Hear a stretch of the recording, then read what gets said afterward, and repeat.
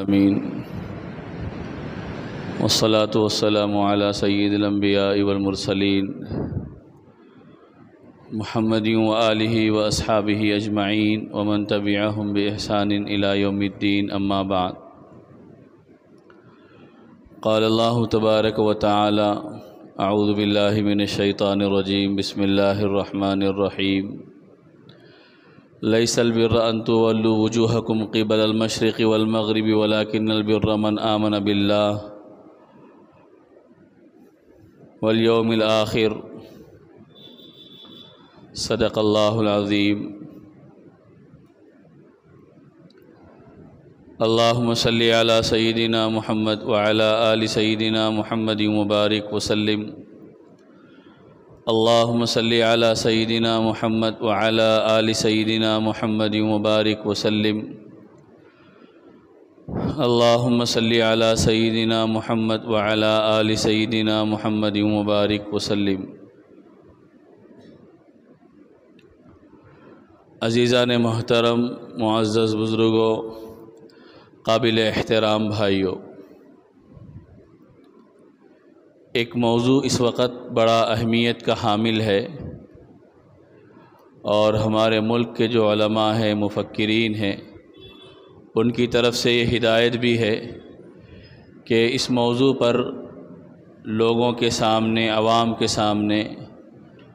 شعور بیدار کیا جائے اور لوگوں کو اس کی اہمیت کا اندازہ دلایا جائے، احساس دلایا جائے کہ کتنا اہم ترین موضوع ہے۔ وہ ہے مسلم اوقاف کا مسئلہ، مسلم پراپرٹیز، وقف پراپرٹیز کا جو مسئلہ ہے،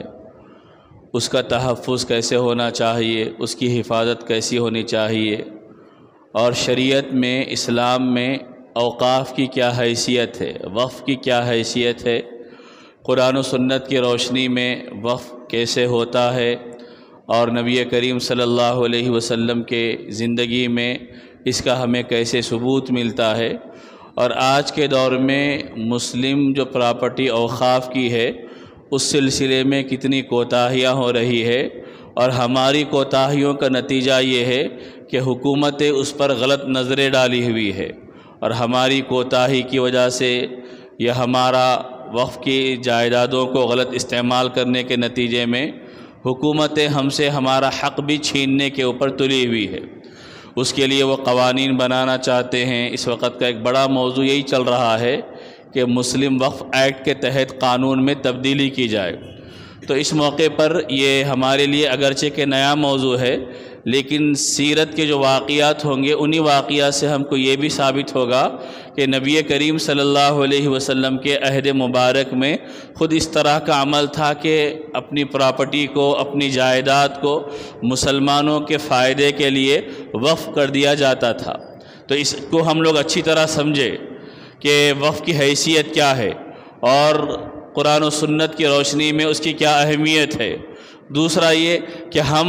اوقاف کی حفاظت کے لیے کیا کر سکتے ہیں، اس کو ہم لوگ کرنے والے بنے۔ ہماری جو ذمہ داری ہے، ہمارے جو حقوق ہے، ان حقوق کو ہم ادا کرنے والے بنے۔ چونکہ ایک بڑا مسلمانوں کا طبقہ ہمارا وہ ہے کہ جن کو ان مسائل کی گہرائی سے واقفیت نہیں ہے، بلکہ اوقاف کیا ہے کیا نہیں ہے ہم کو کچھ نہیں معلوم۔ بس یہ معلوم ہے کہ حکومتیں ان زمینوں پہ قبضہ کر لیتی ہے اور وقف کرنا چاہیے یا نہیں کرنا چاہیے، ان ساری چیزوں سے ایک بڑی تعداد ہم مسلمانوں کی ناواقفیت رہتی ہے۔ تو جب ایسے مسائل اٹھتے ہیں اور ایسے حالات آتے ہیں تو پھر ہماری ذمہ داری یہ بنتی ہے کہ ہم اس مسئلے کی نوعیت کو سمجھنے والے بنیں، اس کی حقیقت کو جاننے والے بنیں، تاکہ ہم لوگوں کو اندازہ تو ہو کہ اسلام میں اوقاف کی حیثیت کیا ہے، اور وقف کا تحفظ کرنا، وقف کی حفاظت کرنا، صحیح استعمال کرنے کے نتیجے میں کیا فائدے مسلم سماج کو اور مسلم معاشرے کو ملتے ہیں، یہ ساری چیزوں کو سمجھنے کی ضرورت ہے۔ تو پہلی چیز اس وقت جو ذہن میں رکھنی ہے وہ یہ کہ وقف کرنا کیسا ہے، اور نبی کریم صلی اللہ علیہ وسلم نے وقف کرنے کا کیسے حکم دیا، اور صحابہ کرام رضوان اللہ علیہم اجمعین کیسے اپنی جائیدادوں کو وقف کیا کرتے تھے۔ تو پہلے یہ ہے کہ وقف کی تعریف کیا ہے۔ وقف کے معنی آتے ہیں روک لینا،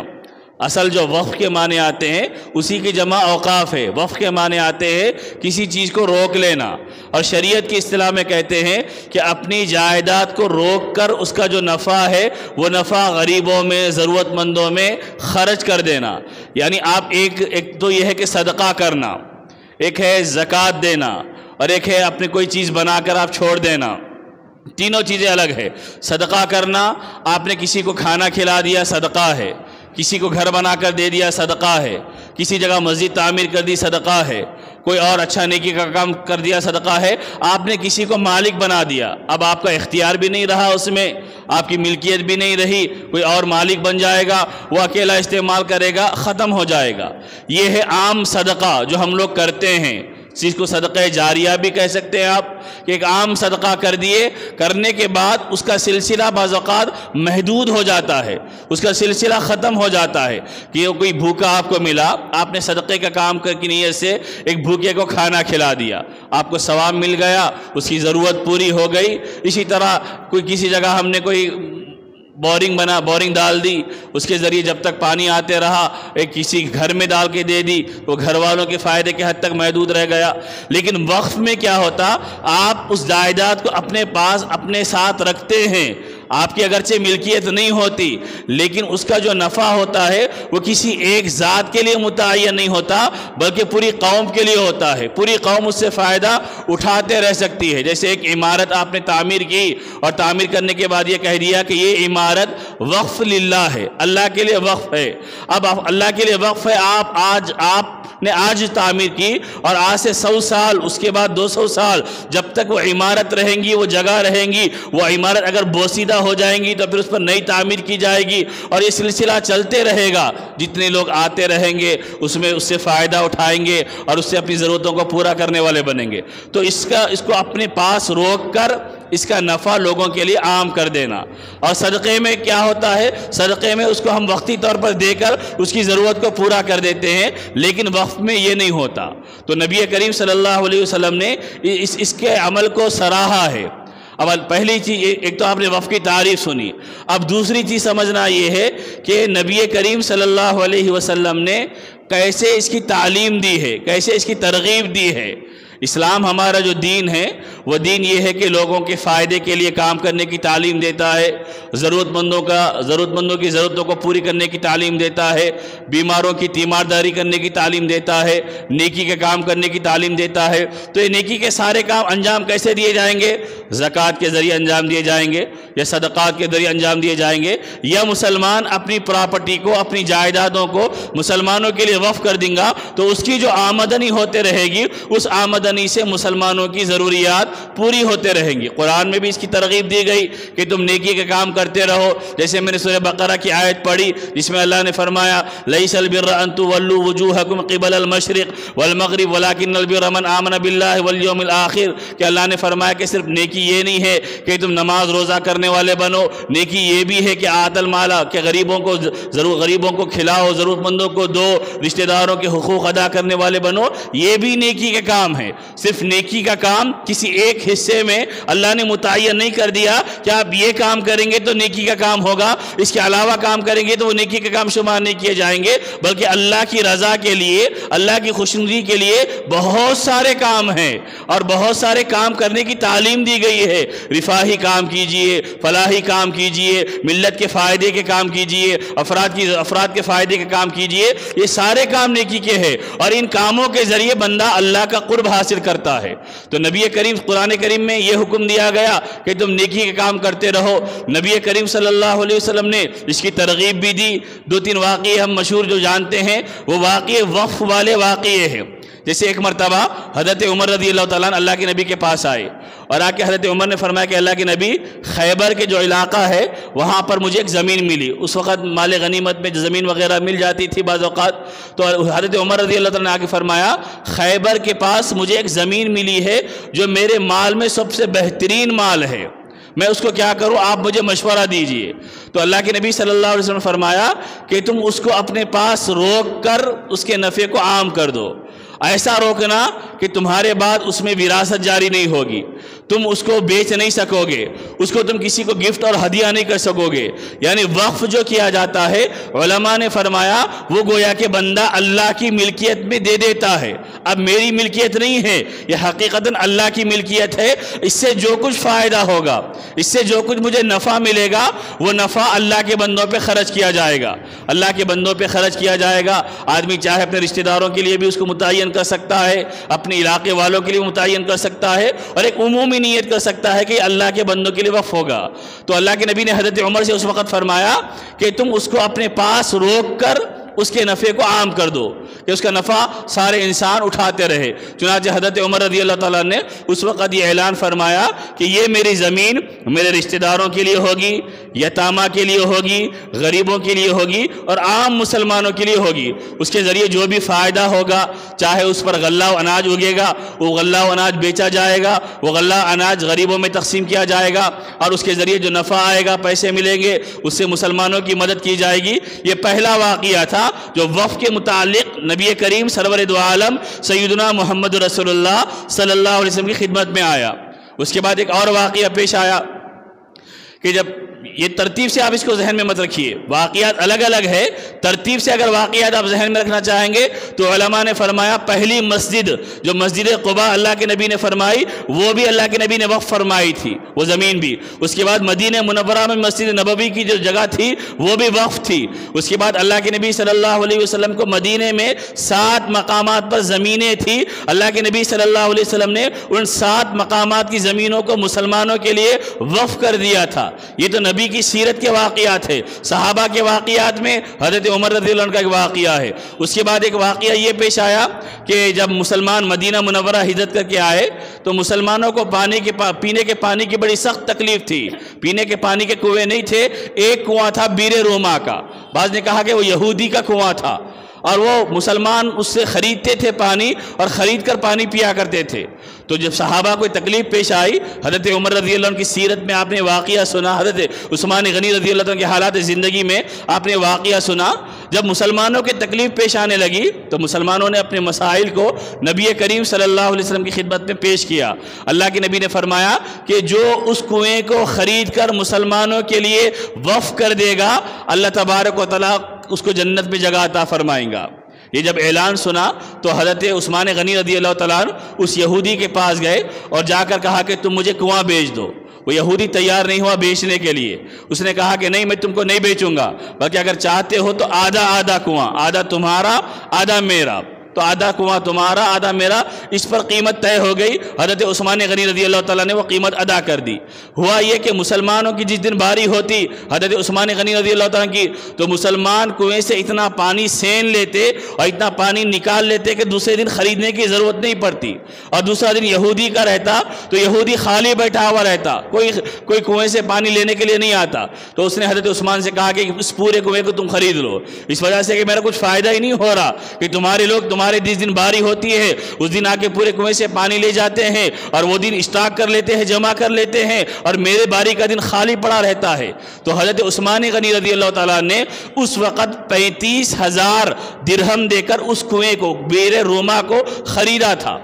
بیر روما کو حضرت عثمان غنی رضی اللہ عنہ نے خریدا، اور خرید کر اللہ کے نبی کے پاس گئے اور جا کر عرض کیا کہ اللہ کے نبی، میں نے وہ کنواں خریدا اور اس کو مسلمانوں کے لیے وقف کر دیا ہے، کیا میرے لیے ابھی بھی وہ بشارت واقعی موجود ہے؟ تو اللہ کے نبی نے فرمایا کہ عثمان، تمہارے لیے بشارت ہے کہ جس نے اس کنویں کو خریدا اللہ اس کو جنت عطا فرمائے گا۔ تو یہ وقف کرنے کی دوسری مثال ہے کہ اللہ کے نبی صلی اللہ علیہ وسلم کے عہد مبارک میں حضرت عثمان غنی رضی اللہ تعالیٰ نے اپنے اس کنویں کو خرید کر مسلمانوں کے لیے وقف کر دیا۔ آج تک وہ کنواں بھی زندہ ہے، وہ کنواں بھی جاری ہے، اور حضرت عثمان نے جو زمین خریدی تھی اس پورے حصے میں وہ زمین بھی موجود ہے۔ اور آپ نے اس سے پہلے سنا کہ آج کی جو مدینہ میونسپلٹی ہے اس نے اس زمین کو باقی موجود رکھا ہے، اس میں کھجور کے درخت لگائے جاتے ہیں، اس سے جو آمدنی ہوتی ہے اس آمدنی کا ایک حصہ غریبوں میں تقسیم کیا جاتا ہے۔ جو رفاہی چیریٹی کے کام مدینہ گورنمنٹ کرتی ہے وہ سارے کام اس آمدنی سے کرتی ہے، اور ایک حصہ پیسوں کا جمع کیا جاتا ہے جو حضرت عثمان غنی رضی اللہ عنہ کے نام سے بینک میں ایک اکاؤنٹ باقی باضابطہ بنایا گیا اور اس میں وہ رقم جمع کی جاتی ہے۔ یہ نظام اللہ تبارک و تعالیٰ اس زمانے میں انہوں نے اللہ کی رضا کے لیے وقف کیا تھا، اللہ آج تک 1400 سال گزر گئے، اللہ آج تک امت کو اس سے فائدہ پہنچا رہا ہے۔ تو آدمی مر جاتا ہے لیکن مرنے کے باوجود بھی اس کے خیرات، اس کے صدقات، اس کے نیک کام، صدقہ جاریہ والے کام ہمیشہ جاری رہتے ہیں۔ اس لیے نبی کریم صلی اللہ علیہ وسلم کا مشہور ارشاد ہے، آپ نے فرمایا الانسان اذا مات انقطع الانسان، کہ انسان اذا مات الانسان انقطع عملہ، کہ جب انسان مر جاتا ہے تو اس کا عمل ختم ہو جاتا ہے۔ مر گیا تو عمل کرنے کی کوئی گنجائش نہیں ہے، لیکن 3 چیزیں ایسی ہے کہ مرنے کے بعد بھی اللہ اس کو اس کا ثواب عطا کرتے رہتا ہے۔ وہ تو مر گیا، دنیا سے چلا گیا، لیکن اللہ تبارک و تعالیٰ اس کے 3 کام ایسے ہیں کہ جس کی بنیاد پر مرنے کے بعد بھی ثواب دیتے رہتا ہے۔ پہلا کام کیا ہے؟ العلم، علم نافع، کہ علم ينتفع به، ایسا علم کہ جس سے لوگ فائدہ اٹھائے۔ کہ آپ نے کسی کو اچھی بات سکھائی، دین کی بات سکھائی، آداب کی بات سکھائی، اخلاق کی بات سکھائی، اس نے اس پر عمل کیا، اس نے دوسرے کو سکھایا، تو دوسرے نے اس پہ عمل کیا، تیسرے نے سکھایا، اسی طرح سلسلہ چلتے رہا۔ ایک بندے نے سکھایا، اس سے ہزاروں لوگ سیکھ لیے، تو ہزاروں لوگوں نے جو سیکھا اور اس پر عمل کیا، ان ہزاروں لوگوں کا عمل اللہ تبارک و تعالیٰ ثواب اس ایک بندے کو عطا فرمائیں گا۔ وہ تو مر گیا، چلے گیا، آپ نے کسی کو نماز کا طریقہ سکھا دیا، اس نے سیکھا، اس نے اپنی اولاد کو سکھایا، اولاد در اولاد وہی لوگ نماز سیکھتے رہے، عمل کرتے رہے۔ تو ہم نے کسی ایک کو نماز سکھائی، ہمارے جانے کے بعد 1000 لوگ ہمارے بتائے ہوئے طریقے کے مطابق نماز پڑھ رہے، تو ان 1000 لوگوں کا ثواب اللہ ہم کو عطا فرمائے گا۔ ہم نے کسی کو قرآن سکھایا، کسی کو دین کی بنیادی باتیں سکھائی، ہم مر گئے لیکن ہمارے مرنے کے بعد لوگ قرآن سیکھتے رہے، ایک کے بعد دیگر، ایک کے بعد دیگر دوسروں کو سکھاتے رہے، تو اللہ تبارک و تعالیٰ ہم کو اس کا فیض، فائدہ پہنچاتے رہے گا۔ تو پہلا عمل، انسان مر جاتا ہے لیکن ثواب ملتا رہتا ہے، وہ علم نافع ہے۔ دوسرا عمل نیک اولاد ہے، آدمی مر جائے گا لیکن نیک اولاد کی نیکیوں کا ثواب اللہ ماں باپ کو عطا کریں گے۔ نیک اولاد جو بھی نیک کام کرے گی، دنیا میں بھلائی کے کام کریں گی، اللہ تبارک و تعالیٰ اس نیک اولاد کے نیک اعمال کا صلہ اور ثواب ماں باپ کو دیتے رہیں گے۔ اس واسطے ماں باپ اپنی زندگی میں اپنی اولاد کی صحیح تربیت کرنے والے بنے، ان کو دین پہ کھڑا کرنے والے بنے، شریعت پر چلانے والے بنے، تاکہ ہمارے جانے کے بعد بھی ہماری اولاد دین پر چلتے رہے، شریعت پر عمل کرتے رہے۔ وہ ہمارے حق میں ایصال ثواب کریں گے، دعائیں کریں گے، صدقہ دیں گے، نوافل کا اہتمام کریں گے، ہمارے نام پہ رمضان میں خیرات کریں گے، یہ سارا ثواب اللہ اور والدین کو عطا کرے گا۔ تو دوسرا، آدمی مر جاتا ہے لیکن ثواب ملتا ہے، وہ اولاد صالح، نیک اولاد۔ اور تیسرا جو ثواب ملتا ہے وہی یہی ہے کہ وقف، آپ نے کوئی خیر کا کام کر دیا، کوئی عمارت، کوئی مسجد بنا دی، اور وہ مسجد قیامت تک باقی رہے گی، کوئی اس پہ قبضہ کرنا چاہے تو ابھی قبضہ نہیں کرے گا، قیامت تک یہ جگہ مسجد ہی کے لیے متعین ہے، اور جتنے لوگ قیامت تک اس میں نماز پڑھیں گے، نماز پڑھنے والوں کا سارا ثواب اللہ تبارک و تعالیٰ مسجد بنانے والے کو دے گا۔ کسی نے یتیم خانہ بنا دیا جس میں یتیم رہتے ہیں، ان کی کفالت کی جاتی ہے، ان کی تعلیم کا انتظام ہوتا ہے، ان کی تربیت کی جاتی ہے، وہ تو مر گیا لیکن وہ یتیم پڑھ کر جو فائدہ اٹھائیں گے، اس بلڈنگ میں رہ کر جو اپنے آپ کو بنائیں گے، اللہ اس کا ثواب ان کو پہنچاتے رہے گا۔ تو یہ اس زمانے سے اللہ کے نبی نے ترغیبات دی تھی، تو صحابہ شوق سے اپنی زمینوں کو، اپنی جائیدادوں کو لا کر اللہ کے نبی کی خدمت میں پیش کرتے۔ قرآن کریم کی 4 پارے کی جب آیت نازل ہوئی، لن تنالوا البر حتى تنفقوا مما تحبون، کہ جس میں اللہ نے فرمایا کہ اللہ کے یہاں وہ صدقہ قبول کیا جائے گا جو تم کو زیادہ محبوب ہو۔ اگر تم واقعی چاہتے ہو کہ اللہ کے یہاں قبولیت حاصل کرے تو اپنی محبوب چیز کو اللہ کے راستے میں خرچ کرو۔ تھرڈ کلاس، ناپسندیدہ، کام میں نہیں آ رہی، بیکار پڑی ہوئی ہے، صدقہ کر دیں گے، یہ اللہ کو پسند نہیں ہے زیادہ۔ اللہ کو زیادہ پسند وہ ہے جو مجھے زیادہ محبوب ہو، میری زیادہ ضرورت کی چیز ہو، اس کے باوجود میں صدقہ کروں۔ آج ہمارا نظام کیسا ہے، کپڑے پھٹ جانے کو آ رہے تو ہم غریبوں کو دے دیتے کہ کپڑے میں صدقہ کر رہا ہوں۔ کھانا گھر میں کوئی کھانے والا نہیں ہے، فریج میں رہتے رہتے 2-3 دن ہو گئے، اب کیا کریں گے، گھر میں کوئی نہیں کھائیں گا تو آنے والے فقیر کو دے دو۔ یہ صدقہ پسندیدہ نہیں ہے، وہ صدقہ پسندیدہ ہے کہ جس میں آدمی کی مرضی ہو، محبت ہو۔ لن تنالوا البر حتى تنفقوا مما تحبون، کہ تم نیکی کے کمال کو اس وقت تک نہیں پہنچ سکتے جب تک کہ اپنی محبوب چیزوں کو خرچ کرنے والے نہ بنو۔ جب یہ آیت نازل ہوئی تو صحابہ کرام دین کے بارے میں انتہائی درجے عمل کرنے والے اور ہر عمل کے لیے تیار رہنے والے وہ اللہ کے نبی کی خدمت میں آ کے اپنی محبوب چیزوں کو پیش کرنے لگے۔ ایک صحابی ہے حضرت طلحہ رضی اللہ تعالیٰ عنہ، وہ آئے اور آ کے عرض کرنے لگے کہ اللہ کے نبی میرا ایک باغ ہے کھجور کا، وہ میں اللہ کے راستے میں صدقہ کرنا چاہتا ہوں، وہ میرا سب سے زیادہ پسندیدہ باغ ہے، اور اس میں ایک چشمہ بھی تھا بیر روحہ کے نام سے جو آج مسجد نبوی کے اندر آ گیا ہے۔ تو وہ چشمہ اللہ کے نبی جا کر میٹھا پانی اس کا ہوتا خود جا کر نوش فرمایا کرتے تھے، وہ پانی اللہ کے نبی پیا کرتے تھے۔ تو انہوں نے آ کے کہا کہ اللہ کے نبی میں اپنے اس محبوب باغ کو اللہ کے راستے میں وقف کرنا چاہتا ہوں۔ تو اللہ کے نبی نے فرمایا کہ تم اس کو عمومی کرنے کے بجائے اپنے رشتہ داروں میں تقسیم کر دو تاکہ تمہارے رشتہ دار اس سے فائدہ اٹھا سکے۔ اس کے ذریعے اللہ کے نبی نے یہ بھی بتایا کہ اگر ہمارے رشتہ دار زیادہ ضرورت مند ہے تو پہلے اپنے رشتہ داروں کی مدد کرنا چاہیے۔ ہم اپنے رشتہ داروں کو نظر انداز کر کے دور دراز کے لوگوں کی مدد کی بعض اوقات زیادہ فکر کرتے ہیں۔ تو اللہ کے نبی نے فرمایا تم اپنے رشتہ داروں پہ اس باغ کو تقسیم کر دو کہ وہ اس سے فائدہ اٹھائیں گے۔ چنانچہ حضرت طلحہ رضی اللہ تعالیٰ نے اللہ کے نبی کے ارشاد کے مطابق اپنے اس باغ کو اپنے رشتہ داروں میں تقسیم کر دیا۔ تو میرے بزرگوں میرے بھائیوں یہ چند واقعات ہیں۔ ایک واقعہ آخری میں سن لیجئے کہ حضرت علی رضی اللہ عنہ کو حضرت عمر کے زمانے میں حضرت علی کو حضرت عمر نے ایک جگہ زمین دی تھی یامبو مقام پر۔ حضرت عمر نے حضرت علی کو زمین دی تھی، حضرت علی رضی اللہ تعالیٰ نے اس کے اطراف میں کئی زمینیں خرید لی۔ اس کے بعد جب زمینوں کی کھدائی ہونے لگی تو جو کھودنے والے تھے کھودتے کھودتے اچانک ایک چشمہ نکلا پانی کا۔ تو اس زمانے میں بڑی قیمتی چیز سمجھی جاتی تھی کسی زمین میں چشمہ نکل جائے، چونکہ پانی کا قحط ہوتا، اگر کسی جگہ باغ میں چشمہ ہو وہ باغ قیمتی بن جاتا۔ تو لوگوں نے آ کے حضرت علی کو خوشخبری دی کہ مبارک ہو کہ آپ کی زمین میں چشمہ نکل گیا ہے اور پانی کا فوارہ پھوٹ رہا ہے۔ تو حضرت علی نے فرمایا میں نے اس زمین کو اللہ کی رضا کے لیے وقف کر دیا ہے مسلمانوں کے لیے تاکہ قیامت کے دن مجھے اللہ اس کا ثواب عطا فرمائے۔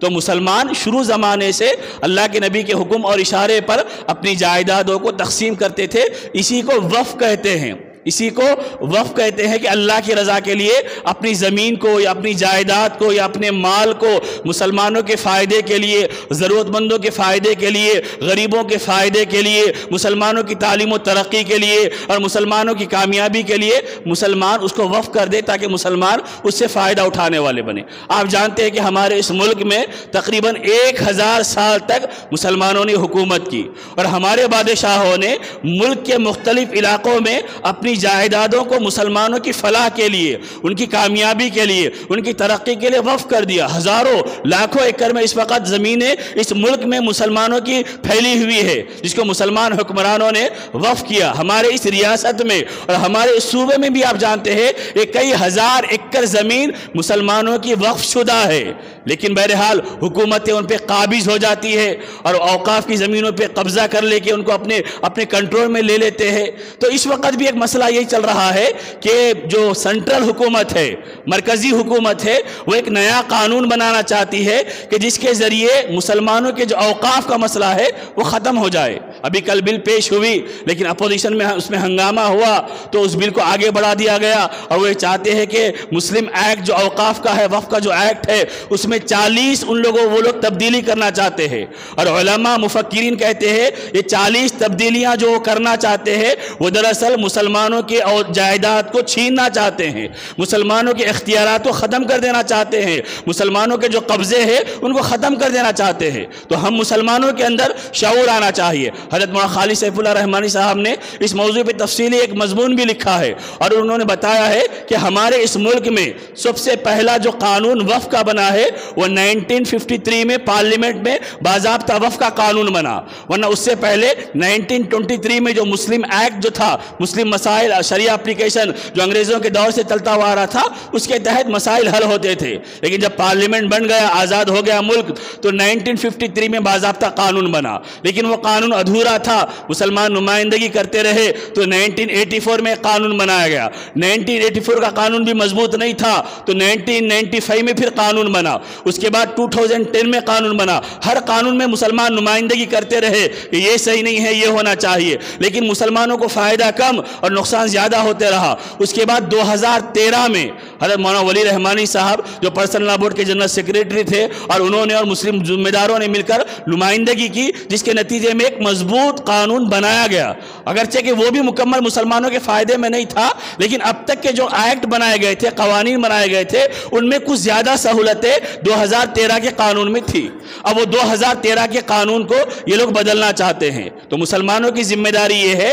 کہ مسلمان اپنے اوقاف کی حفاظت کرنے والے بنے۔ آج مسلمان خود اپنے اوقاف پہ قبضے کیے ہوئے ہیں، مسلمان خود اپنی جائیدادوں پہ، اوقاف کی جائیدادوں پہ ناجائز قبضے کیے ہوئے ہیں۔ مسلم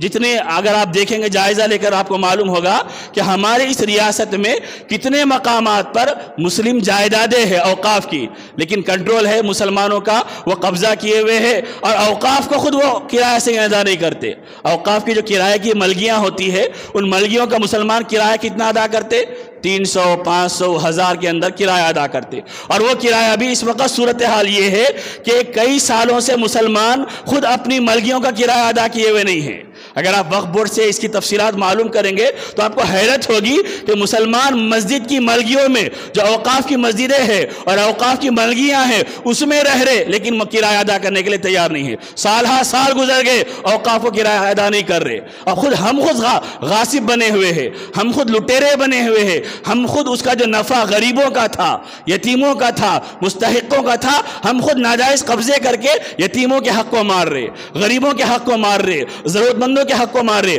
اگر جب ہم خود حق ادا نہیں کریں گے اور ہم شکوہ کریں گے غیروں سے کہ تم ہماری جائیدادوں کی حفاظت کرو، وہ کیوں کرے گا جائیدادوں کی حفاظت؟ ان کے تو آنکھیں لال ہے، وہ تو چاہتے ہیں کہ مسلمانوں کو کنگال بنا دیا جائے، مسلمانوں کی مالی حیثیت، مسلمانوں کی معاشی حیثیت کو کمزور کر دیا جائے۔ تو ایسی صورتحال میں مسلمان جو ذمہ دار ہے، کہ جن کو یہ موقع ملا ہے کہ وقف کی پراپرٹی میں وہ کاروبار کرتے ہیں، دکان چلاتے ہیں، تو وہ اپنا نظام جو ماہانہ ہوتا ہے پابندی سے ادا کرنے والے بنے۔ ایسا بھی ہمارے پاس نظام ہے کہ میں ایک وقف کی پراپرٹی، ایک شٹر لے لیا، میں لے رہا ہوں، میں کرایہ ادا کر رہا ہوں 1000 روپے، اور میں دوسرے کو کرایہ پہ دیا 25,000 روپے میں۔